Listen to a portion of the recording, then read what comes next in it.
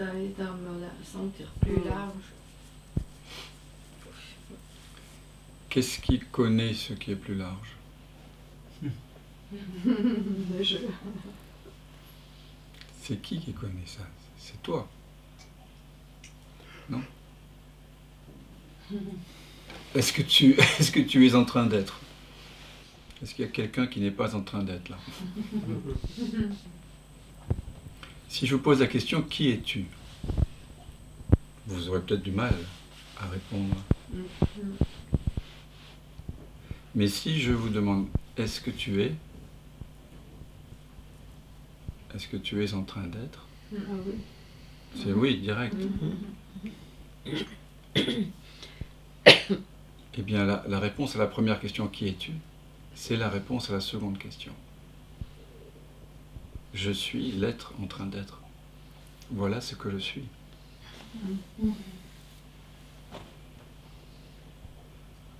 Je suis, je suis.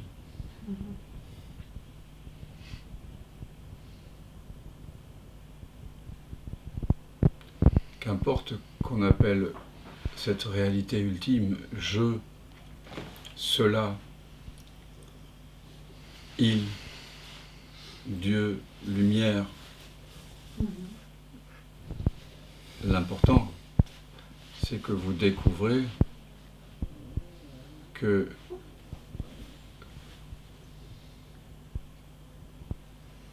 la nature de ce qui est là est illimitée, atemporelle, et que les qualités inhérentes à cet être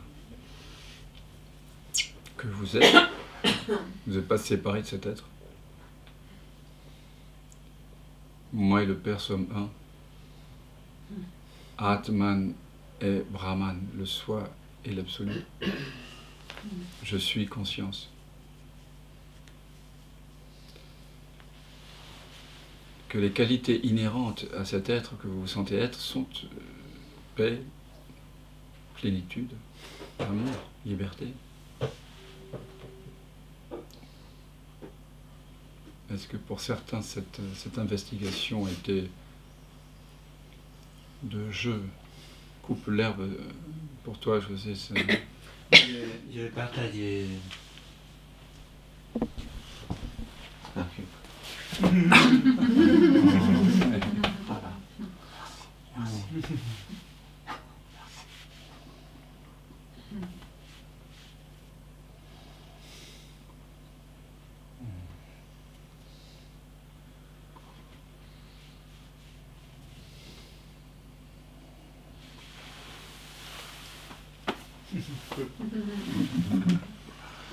Tiens fort, hein.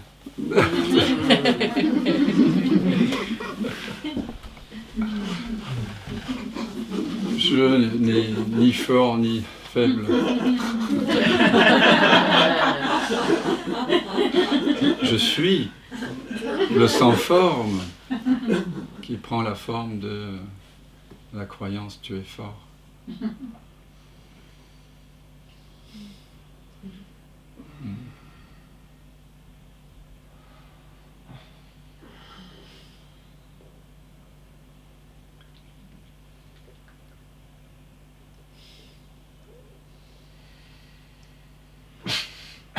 Depuis cet espace de vastitude, c'était tellement de la folie voir tous les scénarios qui tricotaient. C'est inouï. Dans quelle folie. Dans quelle folie je vis, je parle pour moi, dans la folie, quand je suis prise par cette folie, c'est inouï de l'observer depuis cet endroit-là où à chaque fois on revient. Je me demande qu'est-ce qui fait que nous avons besoin de cette folie dans notre évolution. Il y a de l'absurde là-dedans. De la comédie aussi. Oui. Ouais.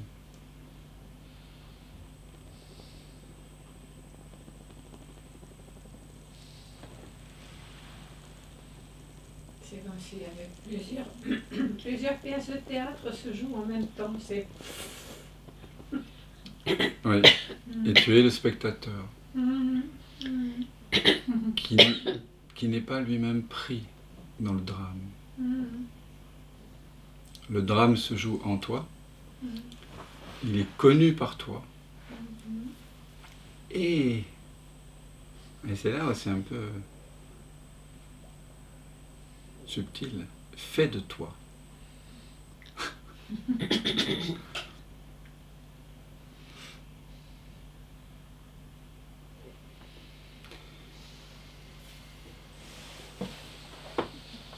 Donc s'éveiller à sa vraie nature, pour moi, c'est reconnaître que je suis le sans forme, certes,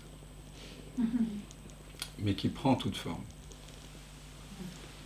Nous citions hier cette citation magnifique de Nisargadatta Maharaj, qui dit « Lorsque je vois que je ne suis rien, c'est la sagesse ». Donc la sagesse, c'est de reconnaître que je est sans contour, sans poids, sans taille, sans ni ceci ni cela. Je ne suis rien de perceptible, rien de concevable. Donc je suis rien. Ça, c'est la sagesse. Puis il dit, quand je vois que je suis tout, c'est l'amour. Et ça, c'est le moment où ce je suis, qui n'a pas de forme, c'est quand vous êtes sans forme que vous pouvez voir que le sans forme que vous découvrez être, en fait, imprègne toute forme.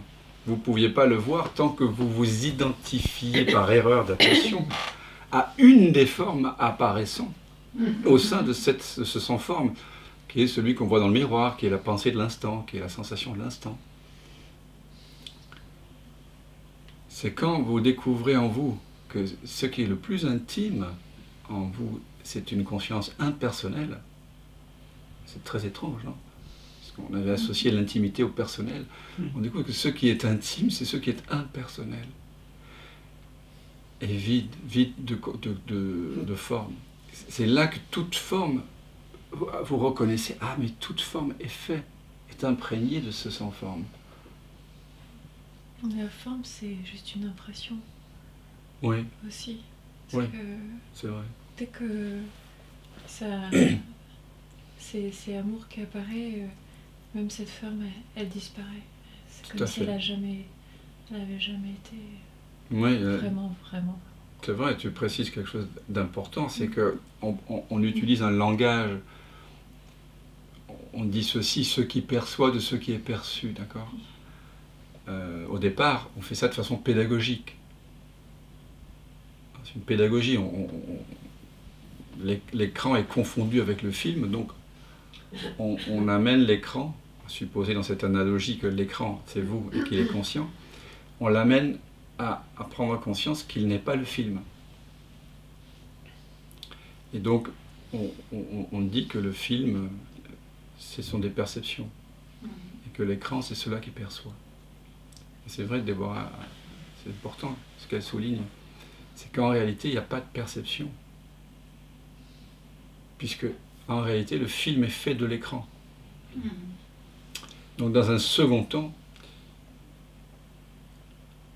on s'aperçoit que, en fait, c'est moi qui vibre en tant que c'est comme l'océan qui dirait, en fait, les courants qui sont en moi, c'est moi. Au départ, au fond de l'océan, c'est en mouvement, on va dire, les endroits en moi qui sont en mouvement, ce sont des perceptions. Les vagues à la surface, qui varient, grandes, petites, rapides, lentes, ce sont des perceptions, avec nom et forme. Mais quand le nom et la forme disparaissent, c'est moi en mouvement, en fait. Et donc, il n'y a plus de perception, en réalité. Il n'y a que l'océan. Il n'y a que cet océan de conscience. Il n'y a que je. Il n'y a que je suis, ou cela, ou présence consciente. Mais il n'y a qu'un. Il n'y a pas deux. Et donc l'enseignement, pour moi, de la non-dualité, c'est ce double mouvement. En tout cas, c'est comme ça qu'on procède traditionnellement dans la voie de la connaissance. On part de « je suis quelqu'un » et on découvre qu'il n'y a personne. Il n'y a rien. Et puis, c'est là que cette personne peut être tout le monde. En anglais, on dirait somebody, nobody, everybody. Donc c'est un double mouvement. Je me retire à la source de l'attention, je découvre que je ne suis rien, et maintenant ce rien peut prendre la forme de tout. En anglais, c'est très clair. Something, quelque chose.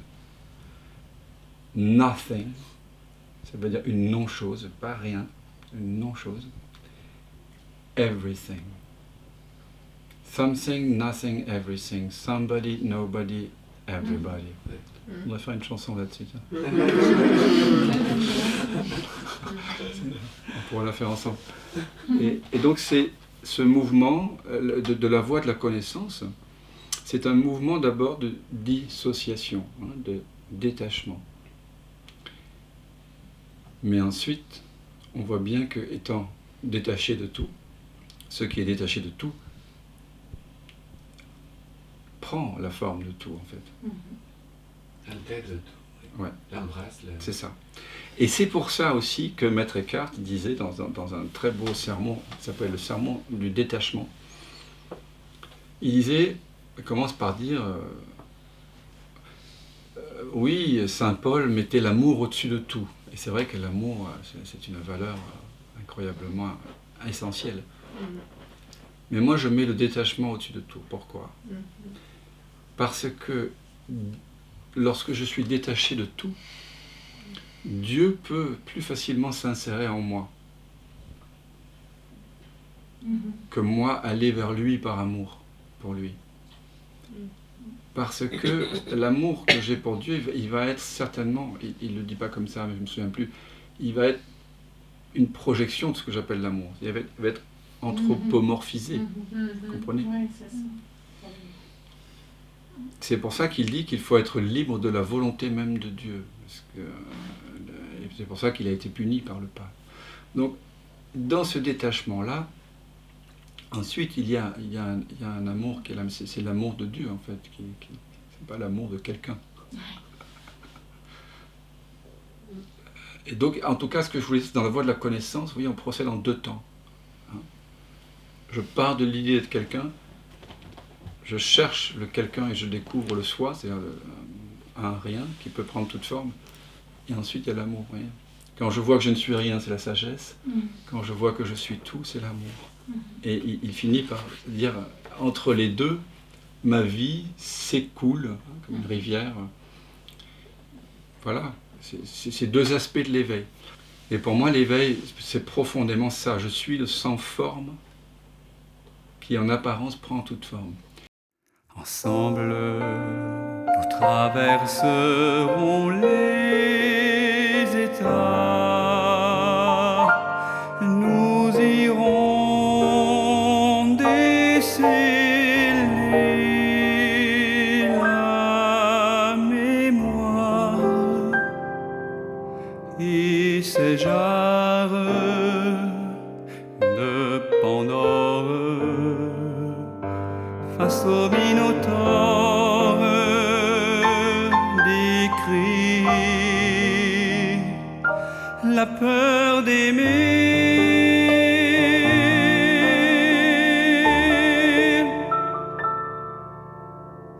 Écoutez en nous l'alerte des hormones, ressentir l'horreur de nos sœurs les gorgones, prier à vive la tumeur des aphones,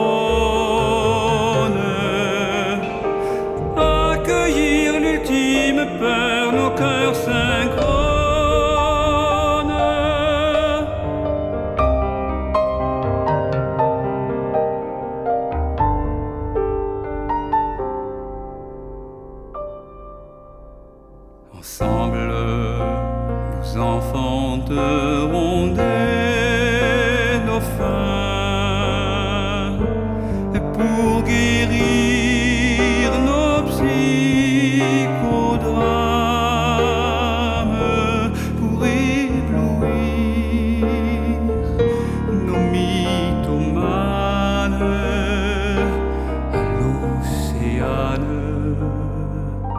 pour que se déprogramme le bel empire de nos arcanes.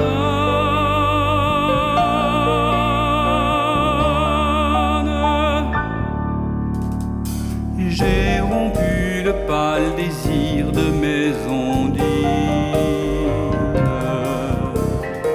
T'as rendu le goût métal qui assassine. C'est fini le temps des douleurs sibyllines. Orphée ne se retourne plus sur sa copine.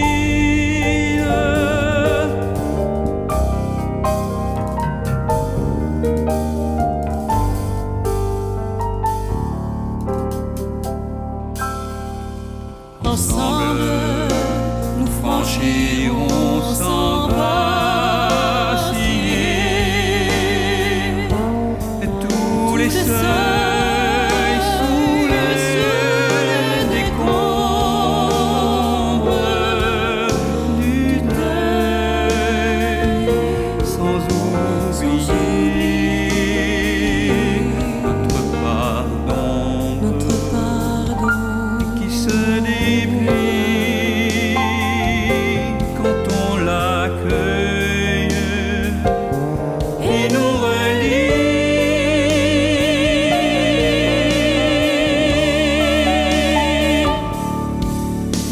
À la vie, celle qui se cueille au creux d'un regard qui s'éveille à l'ici et maintenant pour le bien ou pour rien. Ensemble, nous incarnerons tous les âges de la vie et de la mort aussi, présente à chaque page qu'on oublie et qui nous soulage.